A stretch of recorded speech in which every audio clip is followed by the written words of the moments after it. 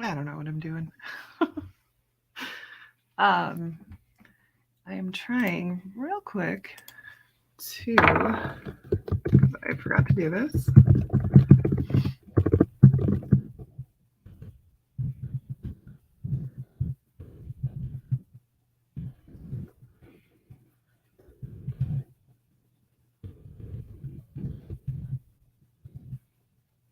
I'm just typing away like I'm not supposed to be doing something here.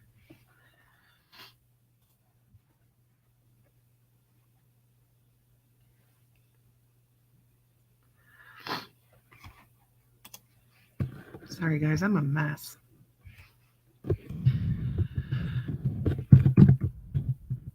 Um,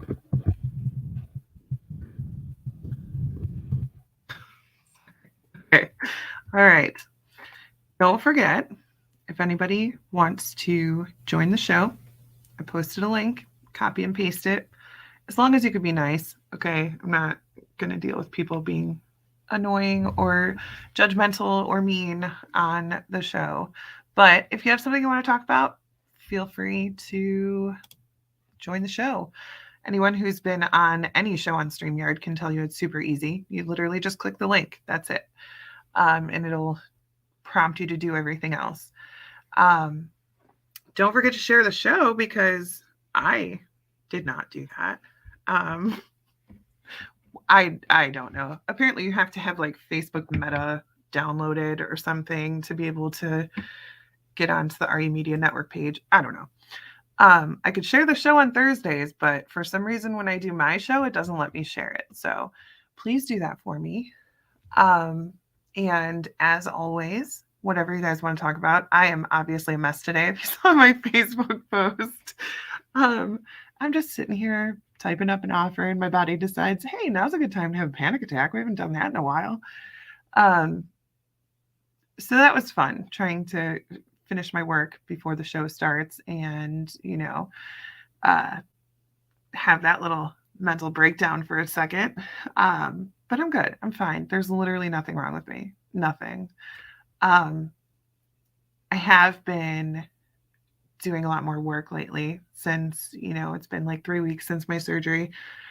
So I'm getting back into, going and doing showings, going and meeting clients, and I mean, it's not, I love my job, obviously.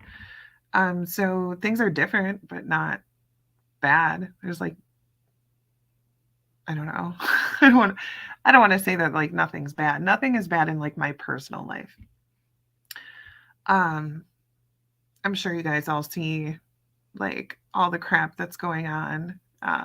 There's like articles about a mothership like in our atmosphere. There's like banks are crashing left and right, the stock market, like there's so much going on. So much going on. Um, and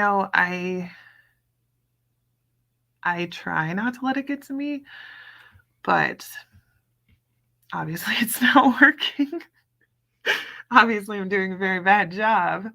But I'm sure you guys are feeling it too. It's just so much to take in. And I find it very hard to give a shit anymore. And I know that sounds terrible, but I don't care anymore about celebrities and the Grammys and what people are wearing and what the weather is going to be like and drama going on. Like I literally don't care anymore. There's so many more important things that people need to be focusing on. Focus your anger where it belongs. I thoroughly believe that there is a time to get angry, and that anger can work wonders. It has its place, and its place is definitely not with celebrities or with drama or things like that. Its place is in, the fact that people of East Palestine still don't have any answers and still don't have places to go. And, in the fact that 22 veterans a day kill themselves, and the fact that, kids struggle in schools in a way that we never had to. Um, Focus your anger in the right places. I personally cannot.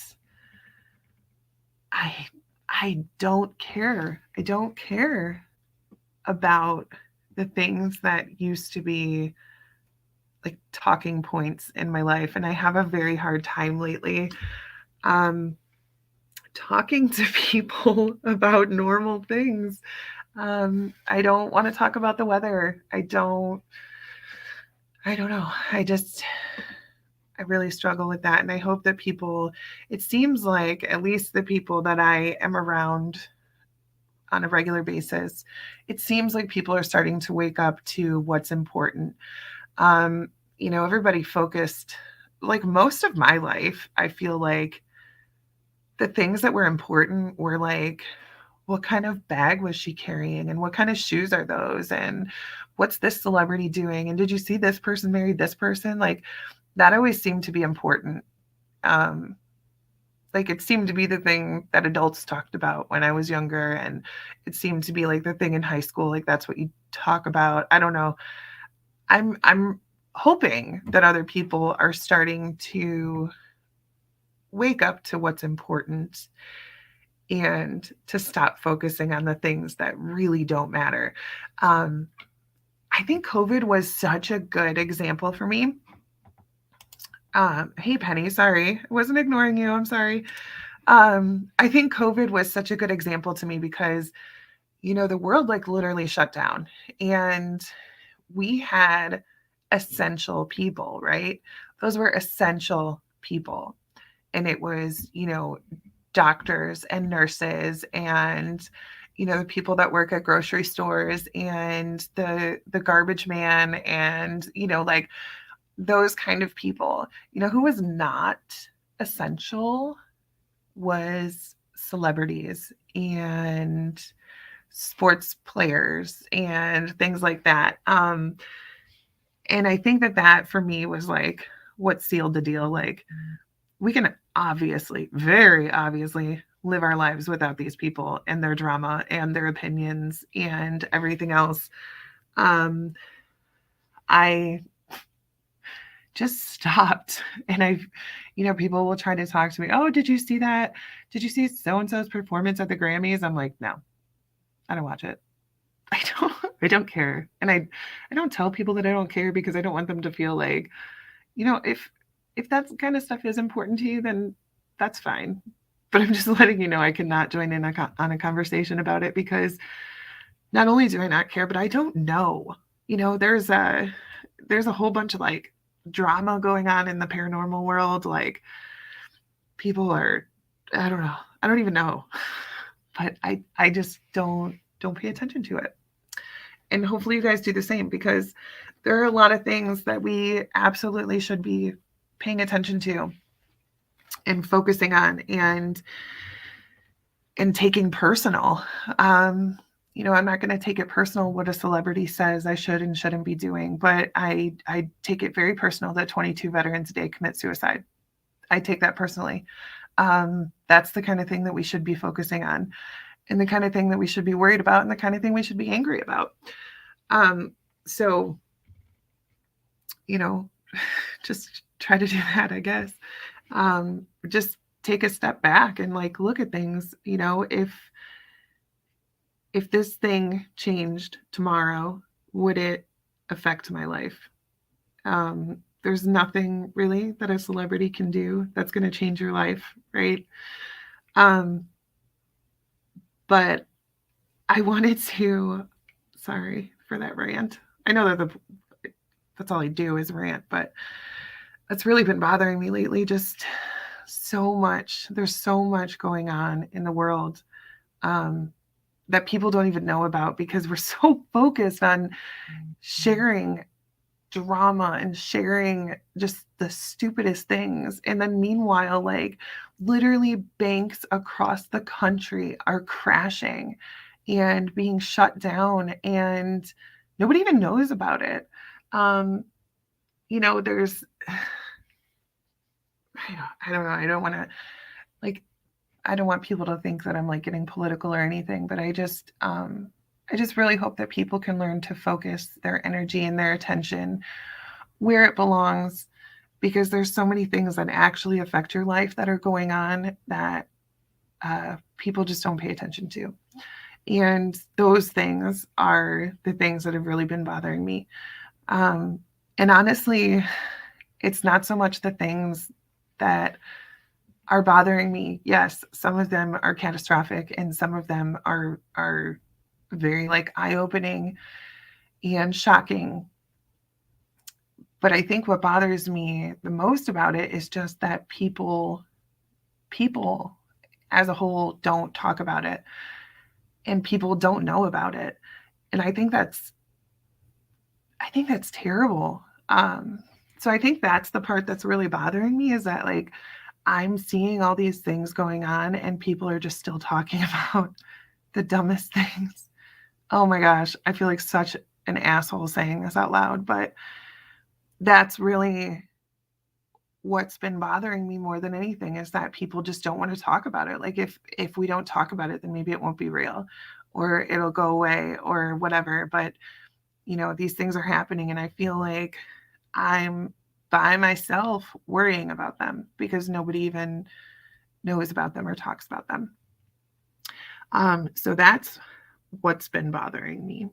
And I think that's what, I mean, I don't know where this anxiety attack came from. It was literally just, I was just working. I was just typing up an offer, which I've done a ton of times, and it wasn't stressful. And I wasn't like listening to the news and heard something that set it off. It just, I don't know, just every once in a while, I will get anxiety attacks and I just have a hard time breathing and my chest feels really heavy, like somebody's sitting on it. And I just will cry because that's my body's natural reaction to pretty much everything, is to cry. So, you know, I'm sitting here still typing my offer just through tears and trying, you know, my hardest to be able to breathe. Not because anything's wrong. There's been times where I'm sitting on the couch with my husband and I'll just go, uh-oh. And I just look at him and I just start crying for no reason. They just come out of nowhere and it's fun because you never know. Could be when you're driving, could be when you're trying to sleep. Doesn't matter. They do whatever they want. They're like toddlers. I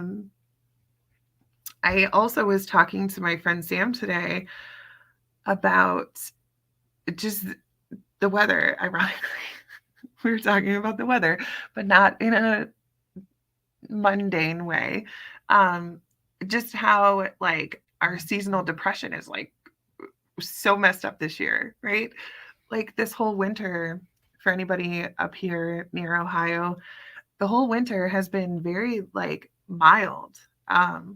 So, you know, that seasonal depression never kicked in. And now that it's like supposed to be getting warmer out, and so our brains are like, oh, cool, it's springtime. You know, we sprang ahead, the time change, whatever. And then now it's like freezing cold and snowing and the wind is blowing and it hurts your face to go outside. And so our seasonal depression clock is a little off this year. But it's such a confusing time because like a week ago it was 65.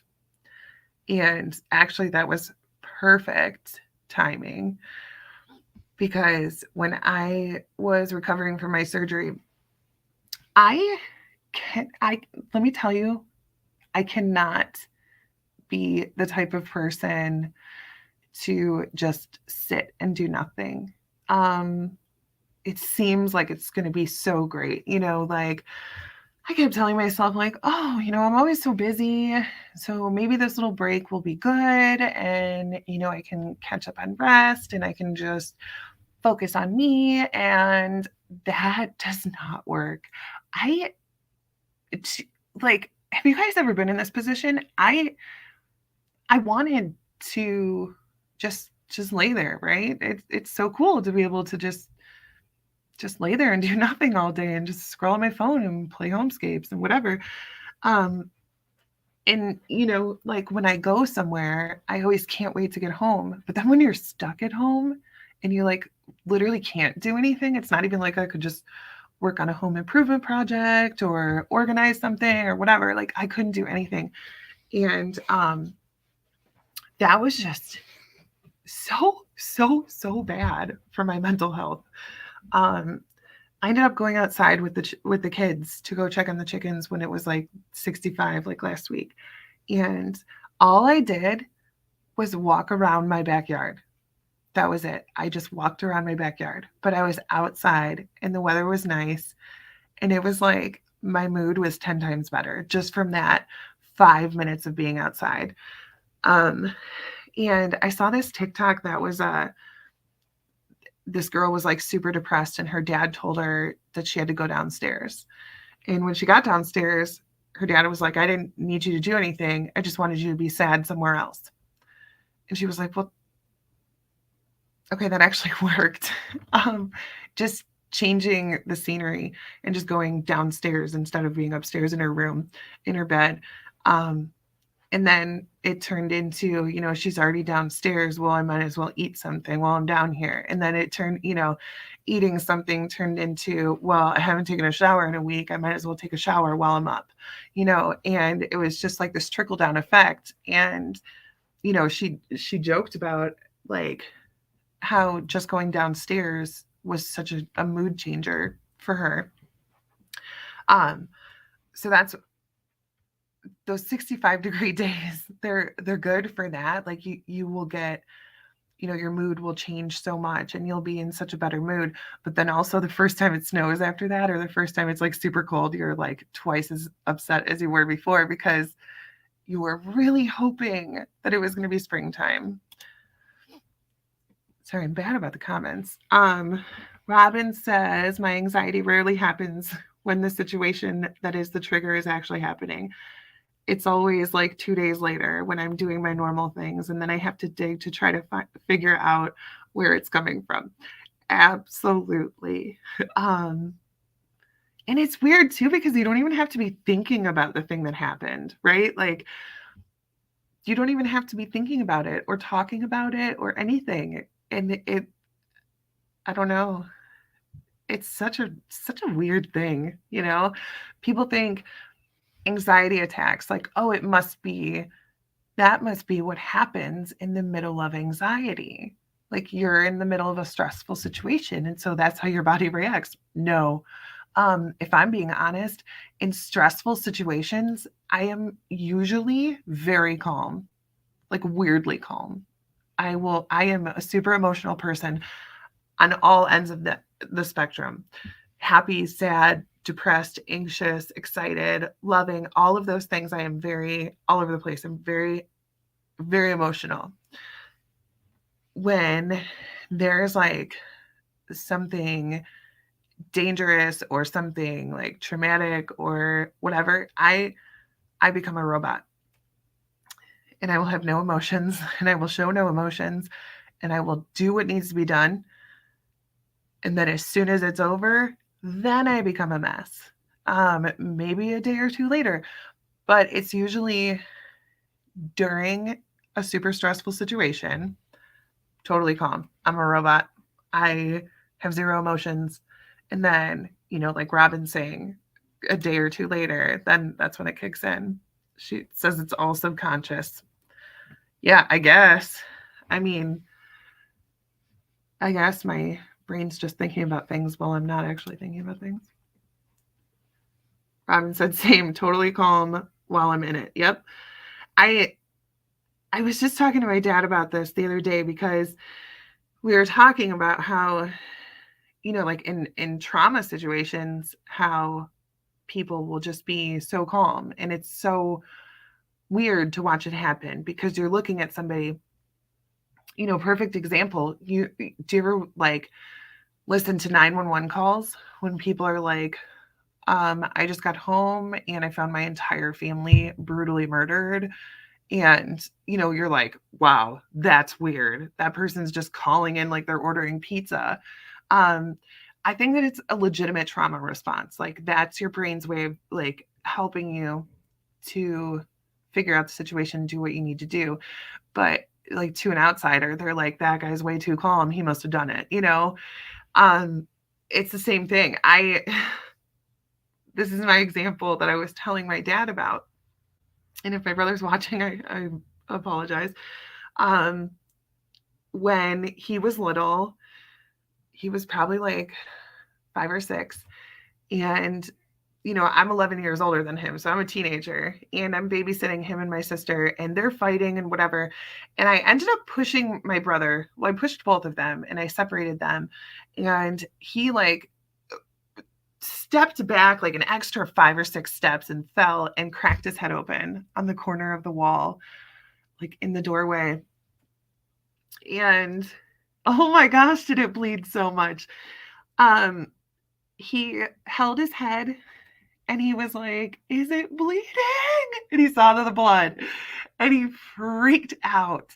And he's screaming and crying. There's blood all down his hair, like all down his neck. It's on his shirt at this point. His hands are covered in blood. He's like drooling because he's crying so hard. He can't breathe. And I'm just like, "It's fine, bud. We got this." I pick him up, I put him on the counter, I hold a washcloth on his head. Like, in hindsight, I feel like I probably should have taken him for stitches. But you know what? He's fine now. But, I did whatever I needed to do. I got him all calmed down. I stopped the bleeding. I made sure he was okay. Get him his popsicle or whatever, sit him down. I have him watch cartoons and just relax so his blood's not flowing too much. And I go outside and I called somebody and they were like, "How's babysitting going?" And just them asking me that question, oh my gosh, I was crying as hard as he was. I just lost it and I couldn't even talk. I was crying so hard. It was like, I pushed him and he hit his head. And I did so good, especially for being so young. I did so good. I never once got upset. I, did everything I could to calm him down. I didn't freak out at the sight of blood, which I normally would do. I could see his bone of his scalp or of his skull. And I was just like, "Oh, yeah, it looks fine, but it's going to be okay." Knowing that he can't see the back of his head, it looked terrible. It looked terrible. I still think about that all the time. But I did great, even as a teenager. Totally hung in there, robot mode, just get shit done and be done with it. Nancy said, "When I get sad or upset, I change the subject. Life is too short to spend it stressing." I do that. I do that sometimes in regular conversation. Or I like to change the subject if people are saying nice things to me. Do you guys do that too? That's normal, right? I think that that's good and bad, Nancy. I think sometimes it doesn't always work because sometimes there are things that like you need to work out or talk to somebody about or whatever. But it goes back to my 5-minute rule, right? Like, set a timer for 5 minutes, talk about it, cry about it, get angry about it, swear about it, whatever you want to do. And then it's time to move on. It's time to start working on solutions instead of being stressed about things. Yeah, there's for somebody I'm like a yin and yang in myself because I have anxiety, right? So I stress about everything. Things that don't need to be stressed about, I stress about them. But also at the same time, I'm like the person who's like, it is what it is, right? I don't know how you can simultaneously be those two people, but I do it every day. I completely agree. I think that honestly, and I will say it over and over and over again, when my cousin died a few years ago, she was 2 years younger than me. And when she died, I think I literally decided I'm not doing it anymore. I'm not gonna do drama anymore. I'm not gonna do stress anymore. It's not worth it. We could literally be gone tomorrow. And to spend your entire life just being angry or stressed or whatever is just not, it's not for me. I can't do it. I can't get myself to do it. I know it sounds crazy because people are like, how do you not do drama? I literally just don't. It's not hard. It's like training a dog or a kid to not do something. But the people in your life will start to realize that you're not going to engage in drama. And like, people don't even come to me with drama anymore, because they know that I'm not going to entertain it. So, people will be like, oh, did you hear about so and so? And I'm like, nope, nobody tells me anything. It's Life is way too short. Oh my gosh, it's way too short for so many things. But yeah, stressing is definitely one of them, especially about things you can't change, right? Like, first of all, I'm a firm believer that everything happens for a reason. And even if it was things that were bad or things that were, maybe you're not your proudest moments, maybe you regret your behavior, but there's no point in regrets, because literally every single thing that has happened, no matter how big or small, has led you to exactly where you're supposed to be right now. And stressing about it is not going to change it, right? I tell my kids, tears and tantrums don't build time machines. It doesn't matter how much you cry or get upset about things, it's not going to change it. So why are we going to sit here and worry about it? You just need to focus on solutions. That's like the everything, every problem. Just try to focus on the solutions instead of like the problem or what you could have done different. It's not going to change anything.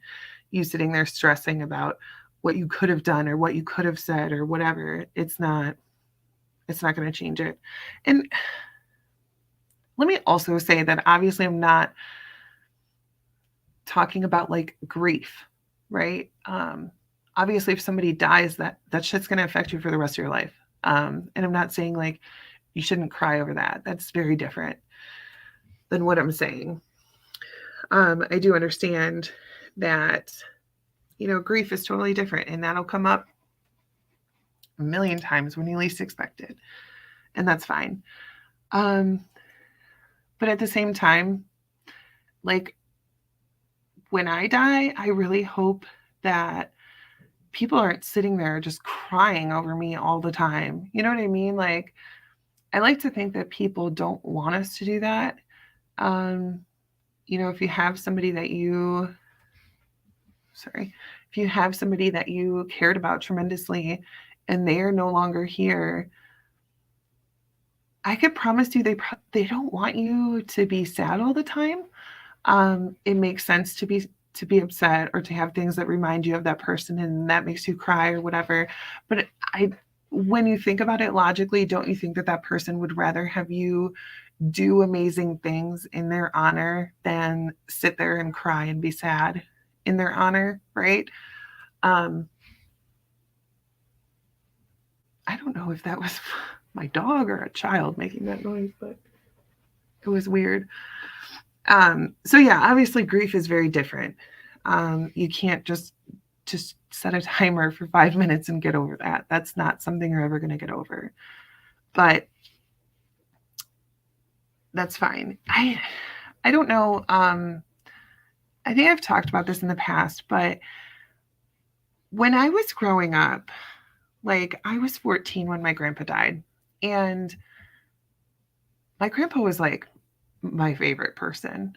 Even as a teenager, like I went over there and spent the night over there. I love my grandma too, dearly. Seriously, she's a saint. But my grandpa and I were always very close. And when he died, it was kind of like, to sum it up, obviously it was not said to me this way, but what I've always believed is that, like, if you're grieving somebody, then that's like selfish. That's a terrible way of putting it. And that's not how it was put to me. But I was always told like, oh, well, that person's no longer in pain, and that person's no longer sick, and that person is no longer like old and can't get around or whatever.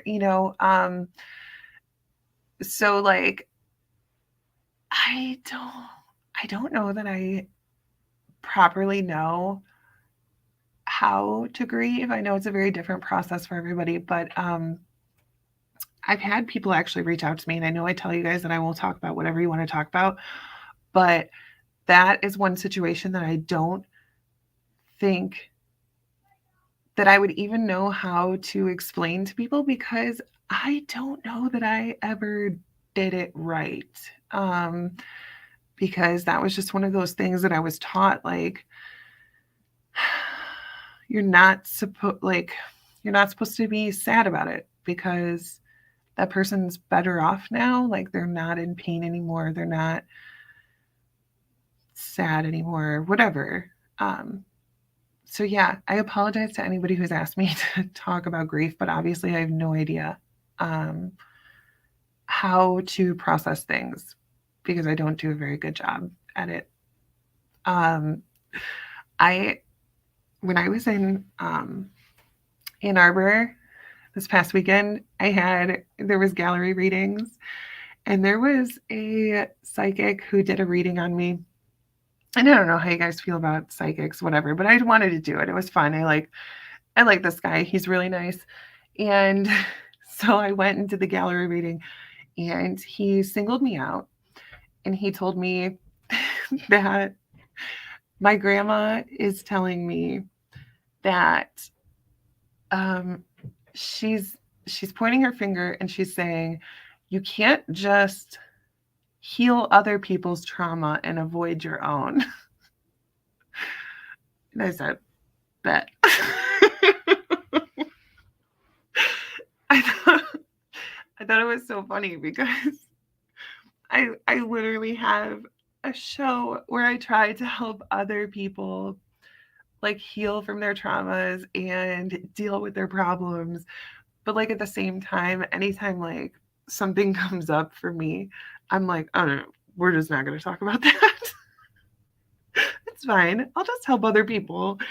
And it does help me. Like it helps me every time you guys message me or text me and say like, oh my gosh, thank you so much. That was such a good show, whatever.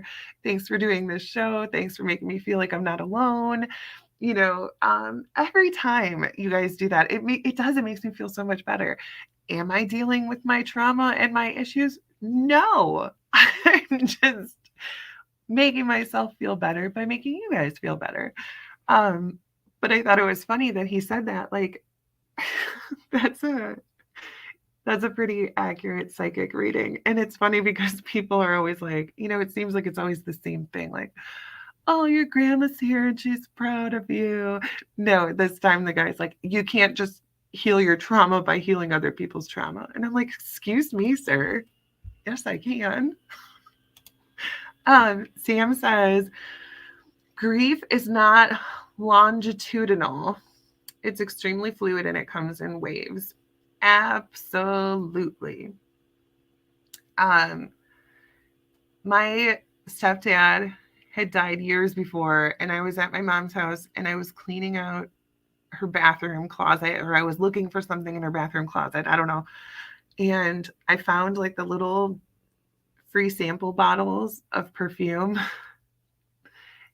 He used to work at Saks Fifth Avenue, and they would give them out all the time, and he would always take them.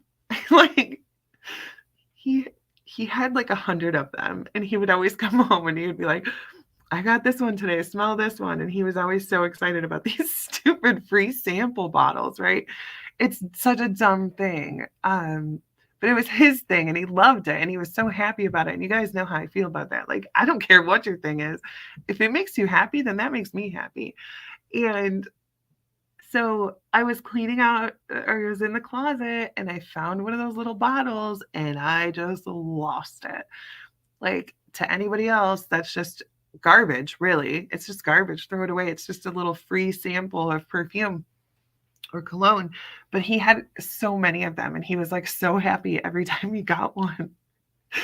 And I even told him before, like, I'll buy you some cologne for your birthday or Christmas, and he didn't want to.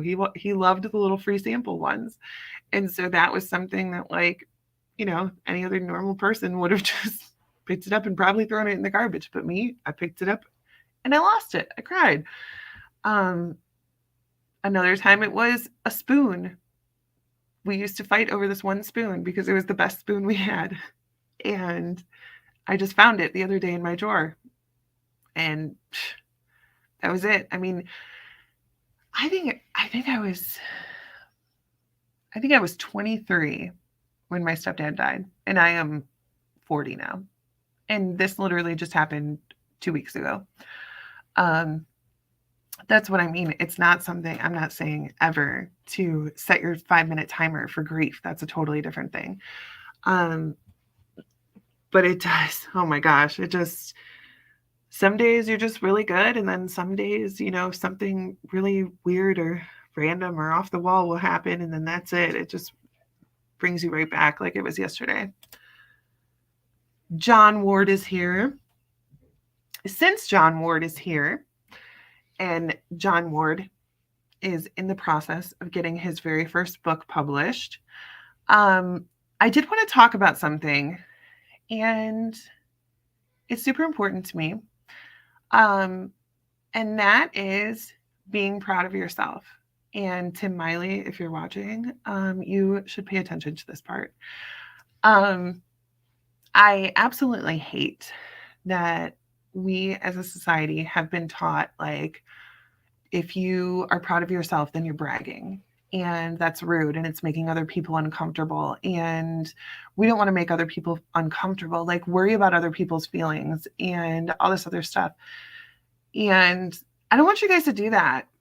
I want you to recognize how amazing you are. And I want you to be so freaking proud of what you are doing. And I don't care if it's, obviously, John, you're writing a book. Like, how awesome is that? But it doesn't have to, you don't have to be becoming an author. It could be like, oh my God, I did blah, blah, blah without crying. Or I took 3 showers this week. Hell yeah, girl, I'm proud of you. First of all, I hate that, like, we have to compare things that we've done. You know, yes, John is writing a book, but somebody who has taken 3 showers this week, that is equally as hard sometimes, right? We don't know what it took for people to get there. And I think that we should be allowed to just say what we're doing that we're proud of. And we should expect people to be excited for us or happy for us or shut the fuck up. Sorry, but it's true. If somebody is bragging about something that they've done, no matter how big or how small it is, and you have nothing nice to say, don't say anything. Say nice things or say nothing. That's what I tell my kids. That's it. Those are your options. I think that it's absolutely appalling that we are not allowed to be proud of ourselves, that we are not allowed to talk about things that we've done. Isn't that disgusting? Like, if I am talking to my friends and they, like, oh my gosh, if they were to say, like, oh, I'm sorry, I'm not bragging, I would be so upset. Like, seriously, just brag. You should brag. You busted your ass to get that done, right? We should be proud of ourselves. John says sometimes just getting through the day is an accomplishment. Honestly, I was proud of myself for not quitting my job on Monday. Really wanted to. See, it's so important to just be proud of each other. And we should be allowed to say out loud what we're proud of that we do without sounding like we're bragging, you know? And I'm not even talking about, like, I don't know, I guess if you're going around just being a jerk about it, like rubbing it in people's faces, like, if somebody says, oh, I got a great job and I'm making $40,000 a year, and then you're like, I make 50. Like that's not bragging. That's you being a jerk. There's a difference. But if somebody's like been unemployed for a long time, or maybe they were a stay-at-home parent for a long time and they just got a job, it doesn't matter what the job is or how much it pays or what their responsibilities are, or their title is. Like, just be proud of them. And don't be like, oh, that's it. When they tell you what their job is, like, be proud that they did it. Not everything's easy for every single person. So I just think, first of all, if you guys ever want to brag, but you're like feeling like you'd be like ridiculed or whatever, freaking message me and brag and tell me what you did. Tell me about your job. Tell me, I don't even care. Tell me how much money you make. I'll still be proud of you. I'm not going to be like, oh my God, that's rude. I don't care. You should be proud of yourself. I'm sure I catch a lot of shit for how much I talk about my awards that I won at work. I don't even care. Anybody who knows me personally knows that I have busted my ass to get those. And I'm sorry, but I'm not going to downplay that to make other people feel better. I'm not going to do it. And you shouldn't do it either. If you're proud of yourself, then be proud of yourself.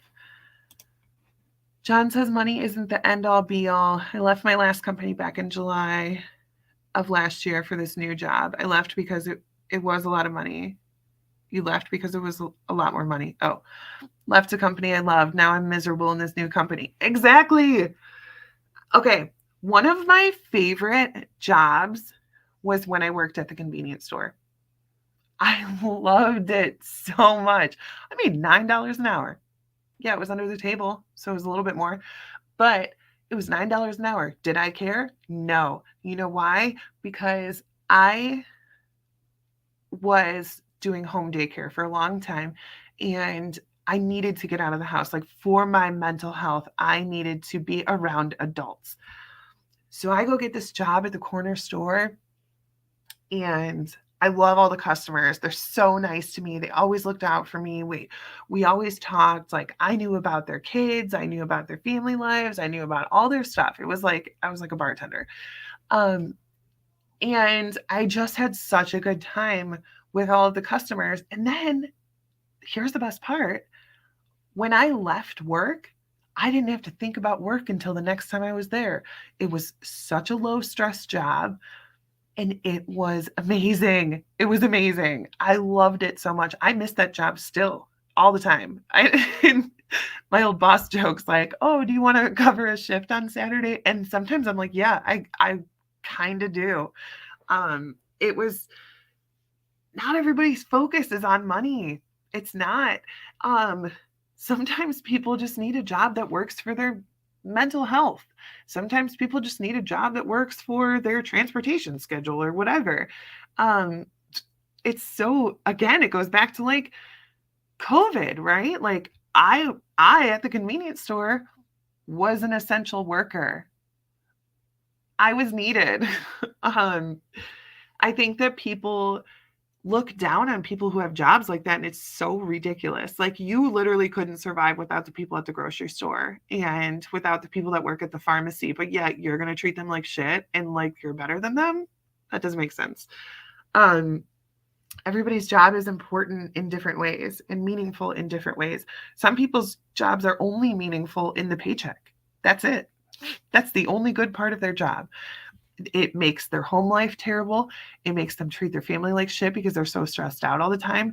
It's like physically bad for their health because of the amount of stress that it gives them. But they're like, oh, I make 6 figures. Cool story, bro. I would rather spend time with my children, and I would rather be happy when I'm at home, and I would rather do a million things than to make 6 figures and be completely miserable. Sorry.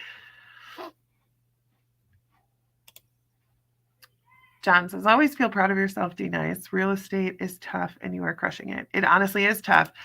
And that's something that people don't understand. Most agents quit in their first year, and I didn't. I decided, my ADHD and my hyperfocus. I hyperfocused on work, and I decided that I was not going to be one of the people that doesn't make it. I was going to do everything I could, and I was going to kick some ass, and I did. And I'm very happy that I did. Nancy says, the death of my infant son was the saddest thing that happened to me. Sometimes I remember how I felt at the time, and sometimes I relive it. I never felt sorry for him. I felt sorry for myself. I know that I was a better mom having gone through that. Nancy, I cannot even imagine. I had a cousin who had his 6-week-old son die. And that funeral was the worst day of my life. And that was not even my baby. I cannot imagine that sort of pain. But even with it being my cousin, and just being there, you know, I was there with them every day. And Everett was actually, he was 2 months older. And I know that I definitely loved my children a whole lot more after that. I didn't think that it was possible, but I did. I know that I was a better mom going through watching my son or my cousin lose his son. So I'm sure that I'm sure that there were things that changed for you, because I know how much I was changed, and it was not even my baby. But that was, I commend you. I don't know how people do it. John said, I'm sorry to hear that, Nancy. That's unfathomable. I've gone through 2 miscarriages and could not imagine going through what you went through. Yeah, it's that's I don't know that I could. Obviously I would have to, but I was just talking to Shelly about this the other day. I don't know that I could recover from that. Obviously you have to. You have no choice, especially when you have other children, but yeah, it definitely, even with it not being my child, it changed me. I definitely appreciate my children so much more. It's so hard to watch somebody go through that, but I have always loved my children, but that definitely is something that just really puts things into perspective. You always think about infants and children being like untouchable, you know, like nothing ever happens to them. Nothing could happen to them. They're children, right? They're so innocent, and you just don't ever think about it. And I think all it takes is for you to experience that from someone you know, and to watch it, and you will definitely have a different outlook on life and your children and everybody's children, honestly. I had a lot more patience after that, especially with Everett. I'm not going to lie, I didn't even know it was a thing, but I had survivor's guilt about all of that. You know, because they were only, I don't even think they were, let's see, Zachary's birthday was December 24th, September, October. Okay, so they were 3 months apart. And, you know, they both were blonde-haired, blue-eyed little tiny babies. And so every time Everett did a milestone, you know, I felt guilty like posting it on Facebook, because I knew that Zachary's parents would see, and I didn't want them to think that I was rubbing it in their face that my son was here and theirs wasn't. That I didn't know that was called like survivor's guilt, I think it is. But I definitely struggled with that for a really, really long time. Okay. John says about once a week I run across the depressing thought about my fur baby. Bo's getting older. Scares me to death to think of how old he is starting to get. Yeah. If anybody says, oh, it's just a dog, or obviously you've never had a dog before. My oldest and I were actually just talking about that today because I mean our first dog has been gone for a while and we still just think about her all the time and just miss her so much. She was part of our family. Like I don't let my kids call the dogs. They're not dogs. That's your brother and your sister. Um, if they come home from school or from wherever and they don't pay attention to Roscoe, I'll be like, could you pay attention to your brother, please? He missed you. Um, my dogs are my children. Yeah, John, you should definitely. Oh, sorry. John said, Bo was the only reason I got through my suicidal thoughts a little over a year ago. Um, you should definitely talk to Tim Miley. I know you watched him when he was on my other show, and got his story, but it's very common. I think that every time that Tim talks about his story, he has somebody say the same thing. Our dogs definitely they love you unconditionally, and that's not something that we're used to. And when you are suicidal and you're feeling like nobody loves you, then there's this furry ball of love who doesn't understand what's going on, and they just love you so much. Robin says pets are family, 100%. Oh, good, John. I'm glad you talked to Tim. He's amazing, and he doesn't admit it either. Robin says I'll need bereavement time when my cats pass away. Yeah. And I'm lucky too because I have a boss who loves her dogs more than she loves most people. Her dog comes to work with her every day and takes pictures with clients and goes to listing appointments and has a huge doghouse at the office, so I know that if I called her and I was like, my dog passed away, she would just give me time off, because she knows how important dogs are.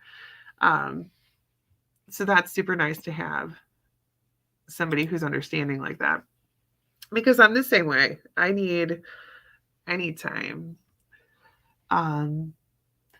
I did when Bella passed away. We buried her at our house, which I don't even know if that's legal. I probably shouldn't have said that. But I did make a little garden bed for her, and I'm going to put some flowers. I actually bought a gravestone on Amazon. You can have an actual gravestone, and I am going to make a medicinal and herbal garden in her flower bed, because it's all going to be things that are either purple, because apparently Easton decided that Bella's favorite color was purple, so they're going to be purple things, or things that will take care of us, because that's what she did, is she always took care of us. And so now this is like her way to take care of us even longer. And I also put it by the chicken coop because she was always obsessed with chasing the chickens. It didn't matter. We had them for 6 years, and she still, every single time she would go out, that was the first place she would go, is to the chicken run to see if the chickens got out somehow, see if she could get to them somehow, see if anything changed in the last hour. And she could get in there now. She was funny. John said it isn't legal. My dad did the same thing with our childhood dog, Oscar. He was a Shar Pei and was my best friend as a kid. I'm glad that I just said that aloud. Yeah, I couldn't imagine. When she passed away, she was at home. I didn't want her to be at a vet's office or anything else. She was like me. She was a little ball of anxiety. She didn't like going to the vet. She didn't like other people. She didn't like other dogs, you know. So I didn't want her to be like that in her last moments. So she passed away at home. And I figured that's where she needed to stay because she loved us and she loved this house more than anything. You know, she had been here since day one. So I figured this is where she needs to be. Fight me. um what else did I want to talk about? I wanted to I'm going to try to like tread lightly on this one. Because it's something that a few people have brought up to me, and it's something that a few people, actually a lot of people that I know, are working on. And that is basically breaking generational trauma, right? Um, even I think that it's important for people to understand um, that things were just way different, right? We didn't have like, okay, hang on. Nancy. Nancy says she knows the lady um, who owned Average, I don't know that, and buried several horses. Oh, acreage, I'm guessing that was supposed to be. Um, that I do know is illegal. Maybe it's just because my mom worked at a school that used to do that. Maybe it's illegal because it was the school. I would like to think you could do whatever you want on your own property. But yeah. So I want to talk about this, especially when I am going to do a show on men's mental health. I just need to get the guys to agree to it and get them to talk on the show, which is going to be very hard because that is such a controversial topic. And I don't ever expect people to do what I'm doing. This is stupid. I'm basically just sitting here telling you guys what's wrong with me and hoping that you will still love me. I don't expect anyone to do that. That's why I wanted to do this show, because I know that it's not something that people normally do. So I don't expect any guys to do the show, but I'm really hoping that one day we will do one. But especially happens with guys. Anyone who's older than a teenager probably grew up with parents and family who, you know, told them, stop crying, I'll give you something to cry about, stop being a girl, you know, things like that. It's hard, right? Everybody grew up in a totally different world than we have right now. And if you look at it, our great grandparents grew up in a totally different world than we have now. I was just watching a show about asylums and like the way they're designed and all this stuff. And it's like in the 1900s, like 1900 to 1910 or whatever, like the early 1900s. They had so many asylums, so many. And they were all huge and they all had so many patients, right? So like mental health has gone like so many different cycles. And for a long time, it was like super taboo to talk about it, right? You can't talk about it. You can't show anybody that you have emotions. It was just different times.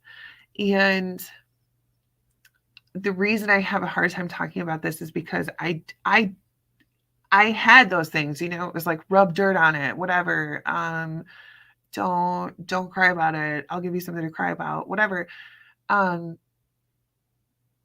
and I'm not saying that was like that means that I had a terrible childhood. It wasn't terrible. It was just very different, right? That's just how we grew up.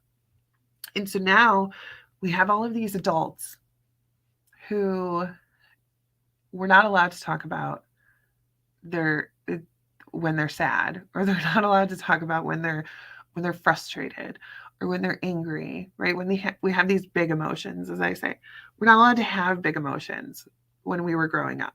We had to just like suppress that. And that didn't work out well for it. Now, did it? We ended up, having trust issues and self-confidence issues and all kinds of things, all kinds of fun stuff packaged together. And now we're at a point where all of us who went through that are trying to fix it. And we're trying to talk about it now and to break that curse, right? That generational curse. Your grandparents told your parents to suck it up and quit being a baby and to quit crying and, all that stuff.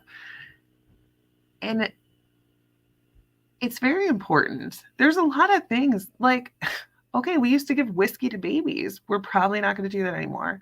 Don't comment in the comments that says you give whiskey to babies. You know what I'm saying, though? There's things that we used to do that we thought were right, and now we know they're not right anymore. And it's super important, but at the same time, like, a lot of times families will take that and they will hold it against you, right? Like if you're at a family function, it's the whole family's all together, and your kid falls down, and you pick up your kid and you say, "Oh my gosh, bud, I'm sorry that happened. Is there anything I could do for you?" And then people look at you like, "What are you doing? You're supposed to tell them to rub dirt on it. What is this freaking hippie parenting that you're doing?" Right? Like, so when they see different ways of doing things and different ways of raising your children, it's not like, I'm not sitting here saying, I hate the way that I was raised and I don't want my children to be raised that way. I just understand that I was different. But a lot of times people will take it as a personal attack. "Oh, you don't want to raise your kids the same way I raised mine?" Well, no, but that's okay. Like, it's allowed to be different. But a lot of times people who are breaking those curses or those generational, whatever, behaviors, we'll say, they are like looked at as the black sheep. Like, "Oh, you don't want to be part of this family?" Like, what? Why? Because I didn't tell my kid to suck it up and quit being a girl? Like, I still love my family. I still love, everything that I had a good childhood. I had a good childhood. There's so many things that are positive that I've taken from those experiences and those ways of looking at things. But there are things that I wanted to change when I had kids, and I changed those things. And that doesn't mean that I hate my family or that, I don't want to be part of the family anymore. It's just wanted to change things. And that's something that I know people have been struggling with because people have been bringing it up to me. And I have a hard time talking about it only because I do have family that watches the show. And I don't ever want them to think that, like, by me saying that I had things, in my childhood that I want to change, it's not them. It's not that I don't love my family. It's just there are things that were thought to be right at the time that I don't believe are right now. And that's fine because things change. And as we as a society learn more, we change more, right? Like okay, I do tours at an old asylum. I talk about things like lobotomies and hydroelectric shock therapy, and the fact that they thought people with mental illness didn't have souls and didn't have nerve endings. Like, we know better, so we do better, right? We did the experiment of raising kids to not have emotions and not talk about their emotions and to be seen and not heard, and that didn't work, and that's okay. We tried it, now we know, now we're going to do better. It doesn't mean that you hate your family or your childhood. And if you are that black sheep in your family because you're changing generational behaviors, call me. We'll have Friendsgiving or something. Oh, and I love you too. Rub some dirt on it, John said. That was another one that I got a lot. That was a lot of times because I played baseball though too. Well, softball. Penny says they need to know it's okay to talk about it. Yeah. That is probably my number one reason for doing the show and for being so open with my kids. I will flat out tell my kids when I'm having a bad day or when I'm in a funk or whatever, and I never ever tell them so that they can take it on as their problem. I just explain to them what's going on because I want mental health to be like just a thing that we talk about. Like, people talk about the weather or whatever. How was your day at school? I want them to feel like that's totally normal. It's normal to talk about that. John says, I've only ever seen my dad cry one time when my uncle passed away. I was like 11 or 12 and he yelled at me to leave. Yeah. It was just a different time, right? It wasn't, everybody thought they were doing their best, and they were. It was looked at as a weakness. You can't let your kids see you cry. John said, oh yeah, I will give you something to cry about, was a very common phrase. Yeah. He said, I compare my dad, who I love to death, to Red Foreman from that 70s show. Yeah, I'll put a boot in your ass. Yeah, that's a lot of people say that about their family members. That's totally normal. John said, oh God, that will be so hard for me if I ever have a kid. The urge to act and react the way my dad did if my kid gets a scrape or whatever would be a hard thing to break. That's true. I do, listen, I'm not gonna lie, I do tell my kids to rub some dirt on it sometimes, or walk it off or whatever. Because at the same time, I don't think we need to raise children who like freak out every time some minor little thing happens. Like, yeah, we could acknowledge big feelings, but then can we also like learn how to work through them and not like cry for 6 days because you skinned your knee? Sam says, and for those who started relearning the cycle, it's okay to take it upon yourself to grow within yourself. It's now personal. It's your own journey. Yeah, it's a tough one. It's a tough position to be in because you want to do better, but you also don't want people to think that you don't think that they're good. Like, I learned a lot of amazing things from my family. Everyone in my family is so giving and caring, and it's the type of family that if I needed something, I could call them. Anybody could call them. If it's a friend of one of them, you're a friend of everybody, and we'll do whatever we can for you. There's a lot of really good things that I've taken from my family and that I've become good because of them. Obviously, so I'm not by saying there's things that they do, because I'm going to be honest, if I were to call my family and be like, hey, I'm super depressed, I just need somebody to talk to, they would be like, call somebody else. because that's not who we are as a family. We don't do that.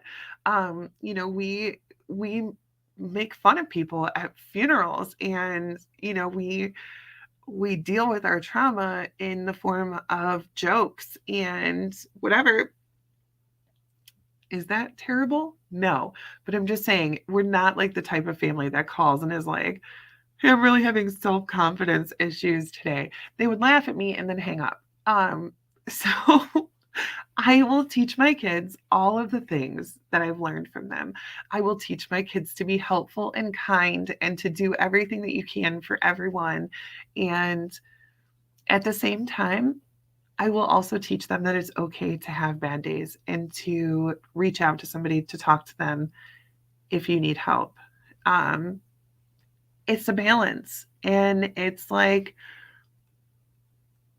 Sam said, it's relearning everything. When you're taught something your whole life and then you're like in your 30s or 40s and you realize like that's not okay.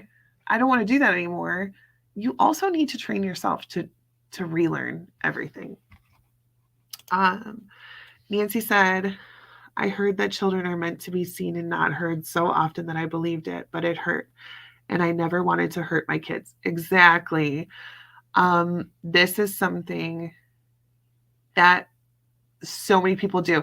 And to me, this is such a drastic change. A lot of times people will take like little things or like one small thing, but feeling hurt and never wanting to hurt your kids and like feeling like you were not loved and then feeling like as an adult like I need to make sure nobody around me ever feels like they're not loved.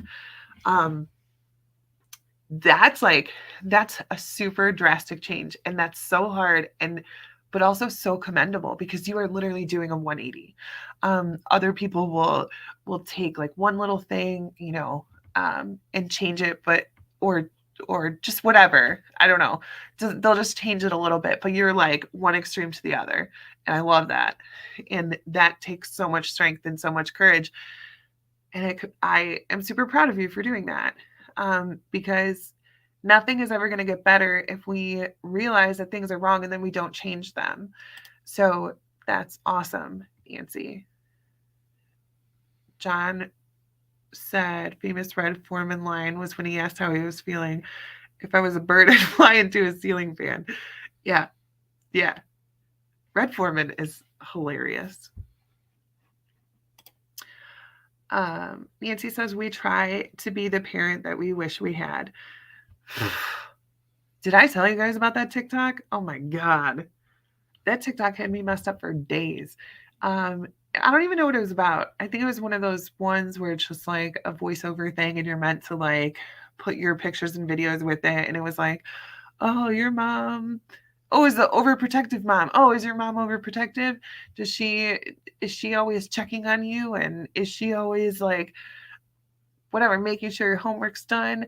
And like, that's a good mom. That's what she's supposed to do. Blah, blah, blah. She's the one who's always behind you. Blah, blah, blah. Okay, whatever. It's just a normal like TikTok. But then in the comments, everybody was saying like, oh, I became the mom, or I became the adult that I needed when I was younger. And I was like, oh my gosh, that messed me up so bad. Because there's like weird little things that I do for my kids that are like things that I wanted. I just wanted somebody to tell me blah, blah, blah. So I tell my kids all the time. And they probably get annoyed with me. And I actually did talk to my oldest because he's 19 now. So it's not like he's not a baby. Like he's got adult issues of his own. But I told him straight out, I said, I know that you think I'm being annoying, but I realized that I am being the adult that I wish that I had when I was your age. And it's not a bad thing, but like I feel like my parents had too much faith in me. I feel like my parents had too much faith in me as a child. As a teenager, I was a very good kid. I always got good grades. I never had to study. I always just, took tests and got A's and whatever. I was a very good kid. Rarely ever got in trouble. I mean, maybe 3 times in like my entire school age. Um, but I was left alone a lot. And I'm not talking about like when I was like a little kid, but I'm talking about like as a teenager, like my parents would go out of town for the weekend or whatever. And I was just like left home. And it was not a big deal because I was a good kid. But then now, as an adult, especially an adult with anxiety, I'm like, oh my God, so many things could have happened. That was so dangerous, whatever. And so now I'm like always like bothering my kid. I'm like, where are you at? Are you at work? When are you getting off work? Where are you going after work? When are you going to be home? Because I just feel like I probably should have had that as a teenager. And, you know, my parents probably had parents who were like that and always bothering them. And so when they had kids, they were like, well, I'm not going to do that to my kid. I'm not going to ask them where they're at all the time. And I'm not going to, be super nosy because that's annoying when parents do that. So they switched their generational behavior. And then they go and have kids and they don't ever ask them questions. And then now I'm an adult and I'm like, oh my God, they should have asked me questions. I'm going to ask my child. So it's like, every other generation is switching, switching what they do. Robin said, gotta say, mine and Fred's most common phrase is, we've got a crier when someone is dramatically emotional. Yeah. That's what I'm saying. I'm not sitting here saying like, I've seen people get way too overboard with it because that is a thing. We don't need to sit here and have, snuggle time and safe spaces and whatever because the kid got a B on their report card, right? There needs to be a line. There's a difference between like you're talking about a dramatically emotional. There's a difference between that and like your kid coming to you and maybe crying, maybe not like dramatically crying, but crying. And then you talk about it and you figure out ways to get through it or, whatever, figure out solutions with your child. That's totally fine. You should be doing that. I don't think that kids are taught like critical thinking, really. And I feel like sometimes kids are taught like, oh, you should be upset, you should cry, you should be angry, whatever. But nobody ever is like, and then, right? There's a part after that. Like, let's not just have breakdowns. Let's have a breakdown and then try to figure out how to fix it or try to figure out how you can feel better, try to figure out how you can do better. Yeah, because that's a whole thing that kids don't really understand anymore either is accountability. That's a whole nother topic.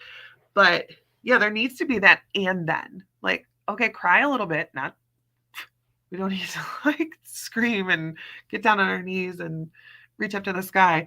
But yeah, like have a little bit of emotion, admit that you have it, and then fix it. You're obviously not going to fix it, but like fix the problem, work on the solution.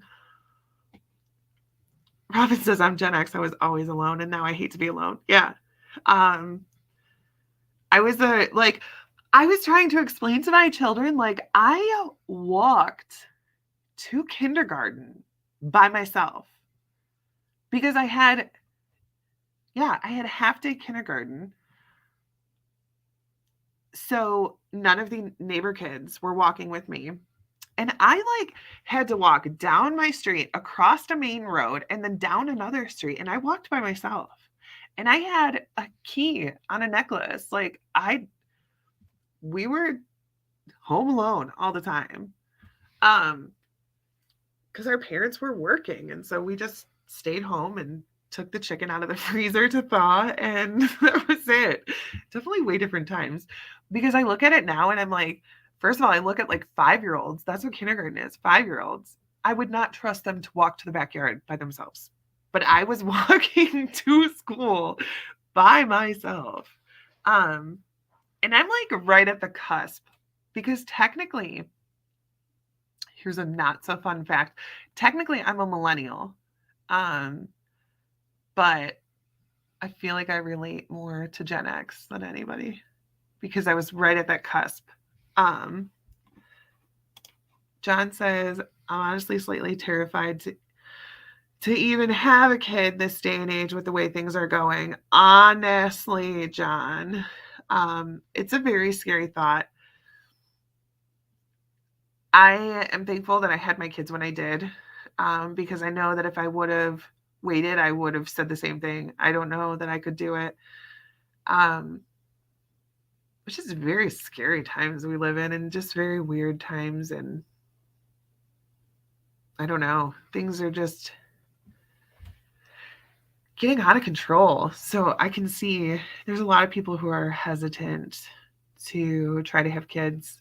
Actually, I was reading a report that said that like this is the first time that we're having like a population decline. Like this is the first time, not the first time, but maybe the first time that we're having more people decide not to have kids than ever before. And I think that says a lot about society. Great job, guys. People don't even want to bring children into this. All right, Sam. Sam says society wants to generalize and name call, though, as grown adults and reverts it back to the good old days and suck it up. Oh my God. Suck it up, you insert tired phrase here. Yeah. Instead of growing, and then you have the other side fighting back instead of communicating. It's exhausting. It is exhausting because people are stuck in their ways, right? Both sides. People are stuck in their ways. People in general have a very hard time admitting that their way of thinking is wrong. So you're never going to have somebody from the rub some dirt on it, I'll give you something to cry about, like whatever persona. They are never ever going to look at the person who gives their child a safe space and doesn't ever let them feel any negative emotion. And, you're never ever, those two people are never going to look at the other person and go, maybe they're right. People on every side of every single argument are not going to change their mind ever. And really, that sums up 95% of our problem as a society. People think that like changing your way, changing something that you do, changing something that you believe means that you were wrong the first time. But that's what I was trying to say with like the generational stuff. Like, just because I don't want to do that anymore doesn't mean that I think it was wrong. It doesn't mean that I was wrong when I did it before. It's just we're learning and growing. And that is supposed to be part of the human experience, right? We're supposed to constantly be learning and growing. But people just get so stuck in their ways that they can't ever think. They can't even fathom the possibility that they could be a little bit wrong or misinformed or whatever. They will go to their deathbed thinking that they are right, and they will never ever listen to an argument from somebody who thinks differently from them.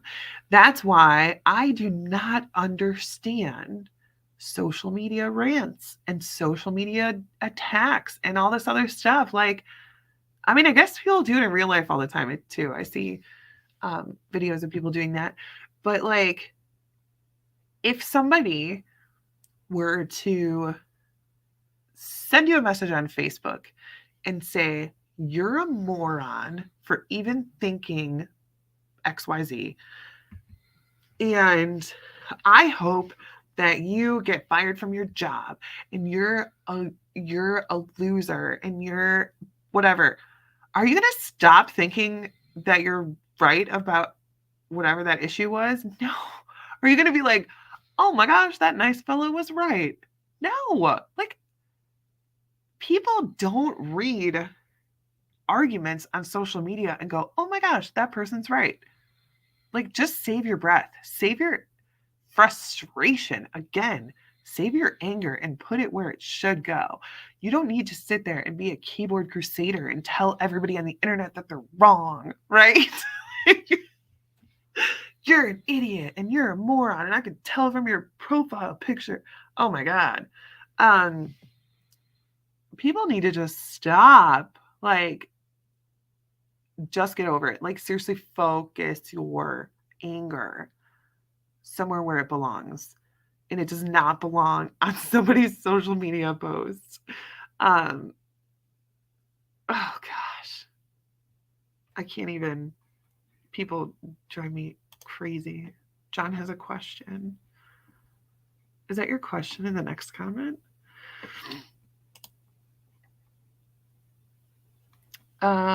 He says, my mom was telling me that my nephew, 5 years old and in kindergarten, was already being bullied by a kid at school. Now, it did alarm me that bullying is happening at that age, but my reaction to it was more or less kind of, it happens to everyone, and was sort of nonchalant about it. Is that wrong for me to think that way? Not that I could do anything anyhow, as it isn't my child. Honestly, you probably can't even do much if it was your child. um, and I don't think that was a terrible response. Obviously, it depends on like the extent of the bullying. Um, Obviously, I feel like everybody at some point was bullied to some extent. And this is where I draw the line, honestly. Um, because we are not going to be able to protect our kids at all times, right? And even if you like homeschool them and never let them go to school and never let them have internet and never let them have social media, like, you're still not going to protect them from bad things that happen. You're not going to protect them from people who don't like them or people who say mean things to them. I think that it's irrational to think that you can take away every single ounce of pain from your children. That is never going to happen. And that's where I draw the line. Like, for me, that's the line. You cannot take away every single ounce of pain that your children are ever going to feel.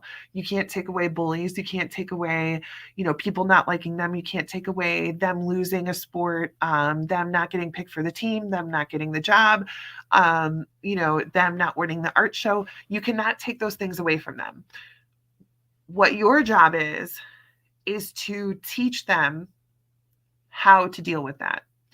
Okay, you didn't make the team. Let's look at why. Was it, maybe we can work together and practice batting more, or, maybe we can go play catch more or whatever. That's where I draw the line. I don't think parents should be running to the school. Why didn't my kid make the team? That's not what you do. We need to teach these kids that, like, again, it's okay. Let's be sad about it. Tonight, we'll sit here and we'll eat ice cream on the couch while we watch movies. We'll be sad about it. But then tomorrow, we're going to wake up and we're going to go to the batting cages or whatever. I don't think that it's okay for parents to run to the school immediately and put all the blame on the school or whatever, because then these kids are like, oh, cool, I don't need to be accountable for anything. Oh, cool, it's always somebody else's fault, right? I don't think, I think obviously if a child is physically hurting somebody, all of my kids were picked on in school. There's a difference between being picked on and like physically assaulted. Um, you know, my last name was Berger growing up. Like, trust me, I'm used to I'm used to bullying and teasing and all of that stuff. But I think that that is part of I think that's part of being a human being, not even just being a kid, because it happens everywhere. It happens at every job, it happens in every social circle, it happens at bars, it happens everywhere. Um, I don't think that it's just a, you know, thing that happens to kids in school. I think that it happens their entire lives. And so teaching them the proper way to respond to that is probably the best thing to do. Um, because if you don't teach them as kids how to respond to it, then they're not going to know how to respond to it as an adult. So that's, I mean, that's dangerous. That's not good for them. Sam says, my favorite line to use, I can understand your perspective to an extent. It confuses them because I'm not argumentative and I'm actually being sincere as long as both are respectful. That's true. That's a good one.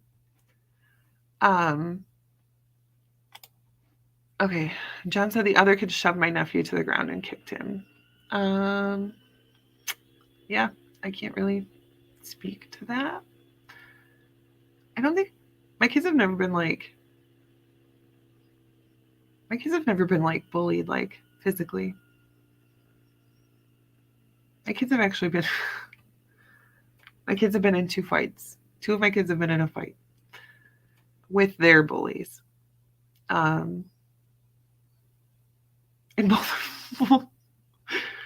both of their principals apologized to me for punishing them.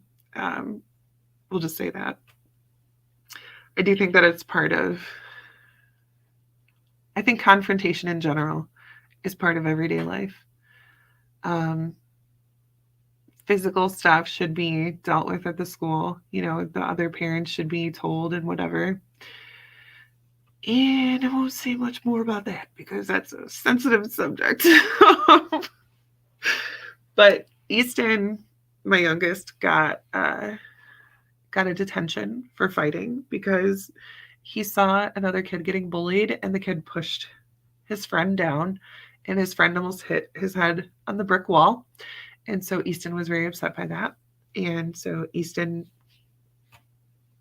punched the kid or pushed him down or something. And the principal called me and he said, now is probably a good time to have the talk with him that, you know, sometimes doing the right thing will still get you in trouble. And so that's what we did. We had a conversation about how, you know, I'm very thankful that you have a big heart and that you fought for your friend and that you didn't let him get hurt and that you stood up for him when you saw that something wrong was being done and that was the right thing to do. But also you can't just punch people and push them down. So you have to still get in trouble, but you know, good job, but not good job.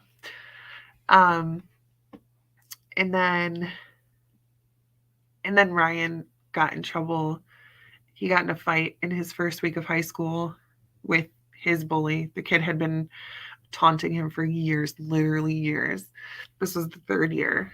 And he would call Ryan on his cell phone and tell him that he should just kill himself, that the world would be better off without him, and all this other stuff. And Ryan used to tell me all these stories. And we would just, you know, we would just talk about it and we would work together to try to figure out why this kid was doing this. And, you know, maybe he has a bad home life. Maybe he sees something in Ryan that he doesn't see in himself, um, just psychoanalyze the bully at school. And, so I knew about this kid. I knew what he was doing to Ryan. I knew that Ryan was strong enough mentally to handle it. And that if he wasn't, he could come and talk to me and we would talk through it. I had confidence in Ryan and Ryan just got fed up with it. And he ended up getting in a fight with him his first week of high school, very first week of high school. And then after that it was over, they kind of just ignored each other, and that was the end of that. Sam said that was to go with my other comment. I know. I was following along. Hopefully other people were following along. I got what you were saying, boo. John said, honestly, I think fist fighting should be allowed if both parties consent as an adult as well. It's probably an unpopular opinion. No, I mean, I don't know that we should be like, hey, let's bring that back. But I will say that, like, when we were in school, it was like I was just talking about Ryan and his friend, because the kid ended up being his friend. I feel like people just like got in a fight and then that was the end of it. Like, it was just a fight. First of all, people fought different back then.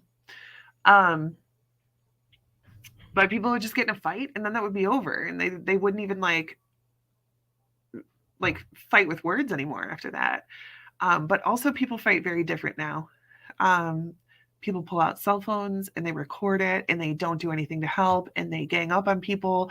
And while somebody's down on the ground, they will continue to kick them. Like, we didn't do that kind of stuff. I say we like I've ever been in a fight before, but my generation, we didn't do that. People fight very, very differently now. So maybe that wouldn't work anymore. But John said, I got in quite a few fights growing up. I got picked on a ton, but I stood up for myself too. Robin said, we had a rule when our kids were young: if you're sticking up for yourself or it's funny, you're not going to be in trouble at home. Oh my gosh, Robin. Sometimes my kids will like roast me like so bad. They will just like say something that's like so mean, but it's so funny and I can't even be mad at them. Oh gosh. I gotta have the same rule. I don't think that, kids should not stick up for themselves. John says, I've calmed down a lot in my older age. That's good, because you should. You're gonna break a hip or something. I'm just kidding, you're not that old. But yeah, I think that it's just, when you're younger, we've talked about this before, like when you're in high school, everything's a big deal, right? Everything's such a big deal. I tried to explain to my son without like sounding like an asshole, because it's a fine line. He broke up with his first girlfriend and he was so upset. Like, oh my God, I loved her. I'm like, okay, first of all, like, you guys just dated for like 3 weeks. Second of all, like, I guarantee when it's been even 5 years after high school, you're not even going to remember that girl's name. You're going to struggle to remember what that girl's name is. But at the time, like, it feels like the end of the world, and it feels like your heart is broken. But like, how do you tell a teenager, like, dude, in the grand scheme of things, this means nothing, right? You can't say that because they're feeling like it's the end of the world. And back then, oh, so-and-so said my mom's a whatever, insert mean word there. But like, that was something people would fight over in high school. I don't know. I think that it like, they have such limited life experiences. And so like, they're all super feisty about everything. Because they don't realize that there's like so much more out there that's so much more important. Because at the time, that is the most important thing that's happening. And that insult that they just got from somebody is the worst thing that anyone has ever said to them. Right? So they fight about it. And I think as we get older, we just like, it's not that we let things slide. It's just like we've realized that it's not that important. It's not that big of a deal. That person's opinion of me really doesn't mean anything. That girl that you dated for 3 weeks, plenty of other fish in the sea, not worried about it.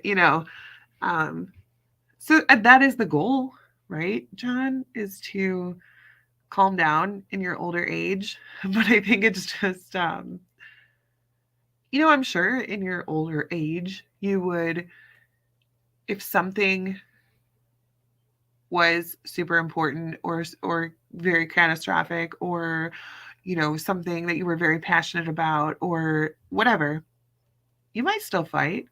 But I think that growing up, as adults, we're like, okay, I just have a better perspective on things now, and I realize that not everything is the end of the world.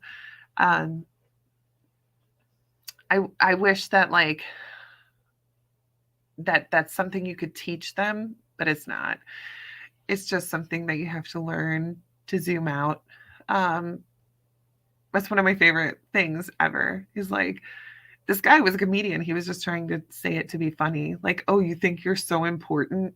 Zoom out. Like, we are standing on a rock that is floating through infinite space, and you are not even a speck when you zoom out. Like, I feel like teenagers and high schoolers, like, and even 20 somethings, and even grown ass adults, their world is so small that, like, one little thing in it causes such a huge disruption. And then once they grow and they learn and they have more life experiences, then things get bigger. And then they realize, wow, that's really not important. And so then the fighting stops, and you stop. um John, oh, I could still rumble if I needed to. It's weird. I don't know if anyone here will understand, but as a man, there's a rare occasion, sometimes, where I wish someone would pick a fight with me. It's a weird thing. I can't even explain. No clue why. Um, I cannot relate, and I don't think that it's because I'm not a guy. Because there's girls that I know that feel the same way too. Um, I just have never been in a fight before, and the thought of it scares me. I just, I just I can't imagine, like, actually hurting somebody. I'm not worried about being in a fight, like, getting hurt myself. Um, I just don't think I could ever bring myself to, like, punch somebody in the face. Oh my god, I couldn't. Um, which, again, here's my yin and yang. If somebody were to ever hurt my children, there is nothing I wouldn't do in retaliation. But, like, I can't ever imagine just, like, punching somebody. I don't think I don't think I could do it. It'd be funny to watch though. Because I literally have never, even when I used to get in fights with my sister, I never punched her. I would do weird things, like I would give her a wedgie and then sit on her hands so she couldn't pick it. Like, I did torture things. I just never really got into a fight, or I picked up the phone so that the AOL would kick off and she couldn't be on the internet anymore. Like, stupid things. But I've never actually punched somebody. John says he was training for boxing for a while and it's great therapy. Honestly, okay, I've never trained for boxing, but first of all, it's a good workout. Second of all, my aunt and uncle had a punching bag, and I would just go in there and just turn on the music and just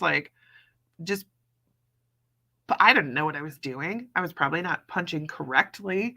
But it's such a good workout, and it's such a good stress reliever. Like, seriously, just turn on some music. This was a long time ago. So now I would, like, put in some earbuds or something and just have at it. Like, it's nice because you're, like, punching things, but you're loud and you're not going to hurt anybody. And so you get to get that stress out, but not hurt anybody or hurt your hand or anything, because it's meant to be punched. It's fine. Much better than, like, punching a hole in your drywall or something. So if you have anger issues you need to work out, that's a great way to do it. I was babysitting at the time. So babysitting my brother and my sister and my two cousins. So yeah, I had some anger to work out. It was a good stress reliever. sometimes we were just talking about loud music. Because sometimes I get like super stressed out about sounds. Like sounds will really bother me. Like right now, I can hear my hot water tank and it's like distracting because it's just like too much. And it's such a quiet noise. Like I doubt you guys can even hear it. Like somebody sitting in the room probably can't even hear it. But sometimes just turning on my music like full volume is so good for you. Just turn on some music, go sit outside. If it's cold outside and you can't go outside, get a punching bag. But I actually just realized that it's already almost 10 o'clock. And I talked a lot. But I did. I apparently really needed that. I've been pretty stressed, and I'm glad that you guys joined me this week. Sorry about last week. I was not feeling good. John has a song recommendation for me. That'll be fun. Hurry up before I get off here. You guys put your song recommendations in for what you listen to when you're trying to just get out of a funk or like get into a good mood or get yourself pumped up. Mine, one of the ones that I love so much is from Kesha, honestly, and it's called either Woman or MF and Woman. It is not appropriate if you don't like the F word, but it's such a good song, ladies. Listen to it. It gets me super pumped up, and sometimes I will listen to it in my car when I'm driving to an important meeting or like whatever. There it is. There's my embarrassing guilty pleasure song that I like to listen to get me pumped up for things. Sometimes, because sometimes you need like a confidence boost, and that song is for sure a confidence boost. But do not listen to it if you don't like swear words. If John says if you're ever having a hard day, listen to Pendulum Swing by Sean James. It's basically about even with things seem down and out, it always bounces back to better times. Okay, I'll listen to it. I like that kind of music. I actually grew up, my aunt always had my great aunt always had parties, and she always had blues bands come and play, like live bands. And it was just, so like that kind of music just really is so good for me. Sometimes I just will listen to that for a month straight because it just sets my soul right. Robin's song is Can't Touch This by MC Hammer. But yeah, I really am glad that you guys are here, and I appreciate you so much, and I appreciate you guys getting your comments in. And I don't think that you guys understand how important it is to comment, because I do get a lot of messages like outside of the show, and the number one thing that people say is that they love that they don't feel alone, not just because I am speaking, but because you guys are commenting and saying, oh my God, that happens to me too. Or, oh, listen to this, or whatever, or asking questions or whatever. So you guys are making a huge difference too. And I appreciate it so much. Obviously nobody wants to come on here and just listen to me talk. They love listening to your comments and seeing that it's not just me that is saying these things. All these people in the comments are saying the same thing. They're agreeing with you. They're making you feel like you're not alone. And so it's super important. And I thank you guys so much for doing that. It really means a lot to me and to everybody who's listening, because we do have people that listen and they will never comment. They're just here to watch and see what happens and to get some advice from you guys, and they will never comment, and that's totally fine as well. But I wanted you guys to know how much I appreciate you commenting and how much I love you guys. But I will talk to you next week. As always, if you have questions or topics that you want to talk about, and you don't want to put them in the comments during the show, then message me on my personal Facebook or on the show page, and I will get your comments in there, and I will not tell anyone where they came from, because that's your story to tell, not mine. So I will talk to you guys next week. I appreciate you all so much, and have a good week. And don't forget to set a timer. If you're having a bad day, set a timer, 5 minutes, and then start working on solutions when that goes off. All right. I love you guys. I will talk to you next week. Bye.